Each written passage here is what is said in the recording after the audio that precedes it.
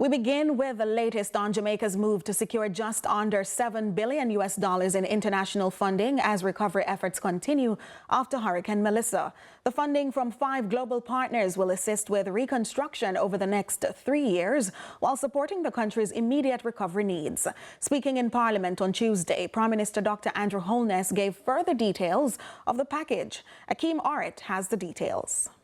Jamaica's recovery from Hurricane Melissa has taken a significant step forward with the announcement of an unprecedented $6.7 billion support package from some of the world's leading financial institutions. The collective initiative mobilized by CAF, Caribbean Development Bank, the Inter-American Bank Group, the International Monetary Fund, and the World Bank Group signals a unified commitment to helping Jamaica rebuild stronger and more sustainably. Adding context to the announcement during Parliament on Tuesday, Prime Minister Dr. Andrew Holness notes that before the announcement of the package, the government already had a multi-layered disaster risk financing framework.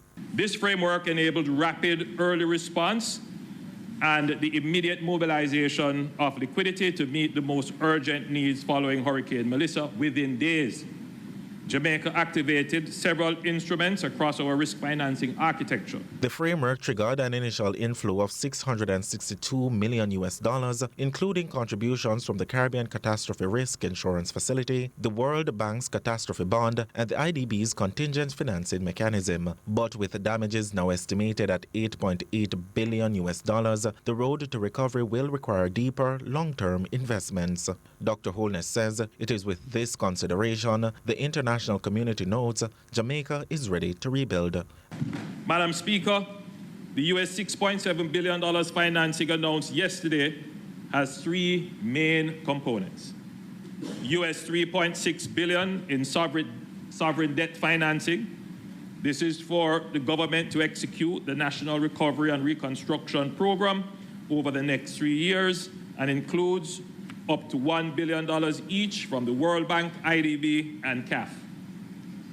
US $415 million from the IMF under the large natural disaster window of the RFI, and US $200 million from the CDB, the Caribbean Development Bank. As for the second component of the funding, US $2.4 billion in private capital mobilization. IDB Invest, the International Finance Corporation, and the Multilateral Investment Guarantee Agency will mobilize private investment through public-private partnership models.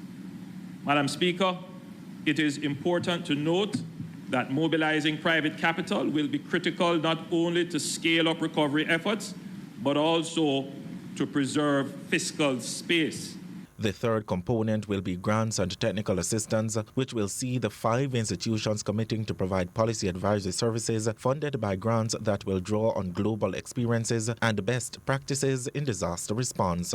So far, US $12 million in grants would have already been mobilized from the IDB, the World Bank Group, and the CAF, with more to come.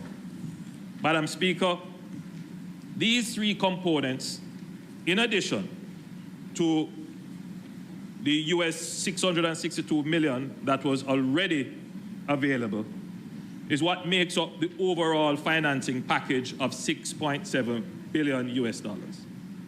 This is the single largest and most comprehensive development financing package ever assembled for Jamaica. In the meantime, economist Keenan Faulkner says system needs to be put in place to ensure the transparent and accountable use of the funding. So the government needs to deploy these additional resources at sufficient scale for reconstruction and supplement this with capital spending from the budget. With the fallout in tax revenues, Jamaica will have to suspend its fiscal rules for the remainder of this fiscal year and the full 2026-2027 fiscal year. This would allow the government to reallocate resources from other parts of the budget to finance these investments. And this escape needs to be used strategically. And the goal should be to double, if not triple, the current capital budget. So Jamaica must ensure that the funds that it receives are sufficiently allocated to address short-term relief, medium-term rehabilitation, and long-term reconstruction as revenues recover and normalize over time. So this includes addressing the replacement costs of physical infrastructure mitigating the fallout in direct and indirect economic losses, as well as rebuilding more resiliently for the future. Prime Minister Holness also disclosed in Parliament that he met with Finance Minister Favour Williams and the heads of the institutions to outline next steps, align implementation pathways, and prepare for rapid disbursement. I am Akeem Aret for CVM News.